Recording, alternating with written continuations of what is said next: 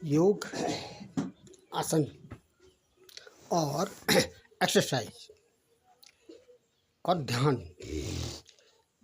इनका आपस में घनिष्ठ संबंध है। कहने का मतलब ये है कि जब हम किसी भी योग में जा रहे हैं तो उससे पहले, योग में मुद्रा में जाने से पहले कुछ हल्की सी एक्सरसाइज का कर लेना लाभप्रद है। जैसे ये भी एक योग है।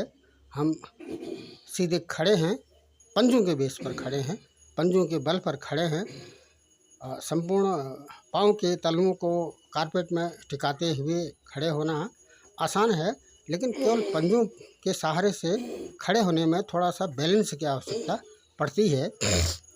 ये जो स्टेप है, जैसा कि हमने एक आगे वाला घुटना मोड़ रखा है और पीछे वाला पाँव सीधा है, यहाँ पर एक छोटी सी सावधानी, जैसा कि बार बार किया जा रहा है, इसमें सावधानी ये है, जो पाँव हमारा पीछे किया हुआ है उसका घुटना कारपेट में रोकना नहीं है, कारपेट में टिकाना नहीं है, इसको थोड़ा सा कारपेट से उठा हुआ होना चाहिए।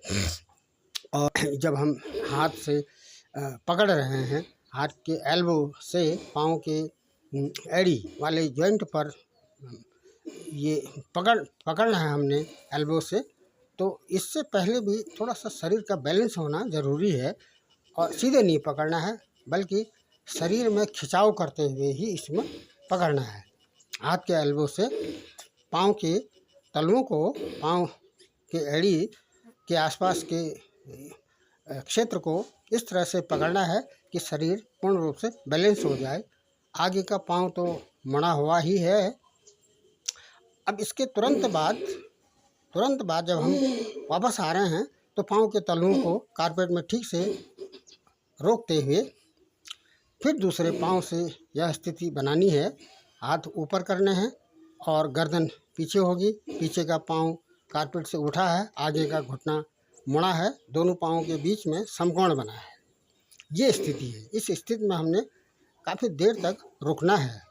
ये योग है, रुकना है, इसमें मुद्रा है। और जब हम हाथ पीछे से घुमाकर सीधे पाँव के तलुओं को नहीं पकड़ना है, बल्कि जिस हाथ से हमने पाँव को पकड़ना है उसको ऊपर से उठाना है, सर के ऊपर से उठाते हुए तब हमने दूसरे हाथ की अंगुलियों को एक दूसरे के पकड़ में ले लेना है। दोनों हाथों की अंगुलियों को एक दूसरे के पकड़ में लेते हुए काफ़ी देर तक इसमें रुकना है। और वापस आते समय हल्की सी गर्दन को शोल्डर से, सर को शोल्डर से ऊपर उठाते हुए पीछे देखना है।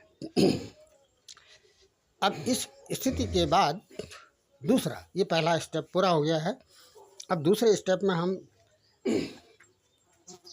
हमने इस तरह से पाँव फैला लेने हैं।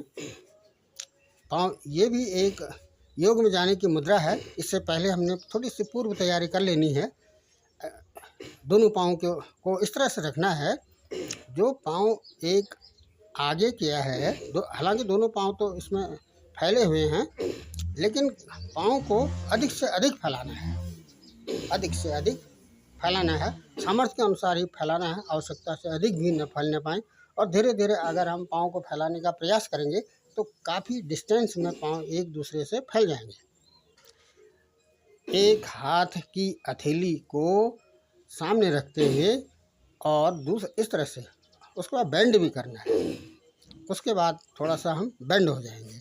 अब ये जो पाँव हमने, जो हाथ आगे पीछे किया जा रहा है, उसके जो पाँव का तलवा है वो सीधा है, आगे है, सीधा है। जिस तरफ से ये हाथ जा रहा है, जैसे हाथ सीधे आगे जा रहा है तो पाँव का तलवा भी उस राइट हाथ जब हम आगे कर रहे हैं तो उसका तलवा भी आगे है और दूसरे का तिरछा है।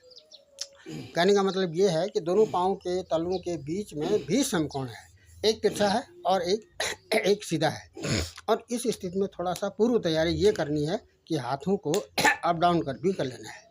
इस तरह से एक हाथ आगे जाएगा, एक तिरछा जाएगा, इस तरह से। हाथों में भी समकोण है, हाथों में भी समकोण है। एक जो तलवा सीधा है वो उसका हाथ भी सीधा है, और जिस पाँव का तलवा तिरछा है और वो हाथ भी, उसका हाथ की जो हथेली है वो भी तिरछी है, वो सामने है। अब जब हम मुड़ रहे हैं, इसमें झुकना है, हमने पाँव को फैलाते हुए अधिक से अधिक इसमें पाँव फैलाने हैं और अप डाउन करना है। पूर्ण रूप से हिप्स को कारपेट में टिकाने का अभ्यास करना है। जब धीरे धीरे यह अभ्यास पूर्ण हो जाएगा तो फिर इसके बाद ही हमने मुद्रा में जाना है, योग में जाना है। कहने का मतलब काफ़ी देर इसमें रुकना है। 2 स्टेप हो गए। तीसरे स्टेप में हमने 3 चरणों में झुकना है, एक बाहर, दूसरा बीच और तीसरा जब हम अंदर जा रहे हैं तो हाथ की हथेलियाँ पूर्ण रूप से कारपेट में रोक लेनी है और घुटने मोड़ने हैं। ये मुख्य तारतम्य है, मुख्य सावधानी है। पाँव के घुटने मोड़ने नहीं है और हाथ के जो पंजे जिस तीसरे स्टेप में अंदर जा रहे हैं और तीसरे स्टेप में पाँव की एड़ियाँ भी पकड़नी। तो ये इस प्रकार से 3 प्रकार के क्रम हैं जिसमें योग भी है और हल्के से एक्सरसाइज भी है और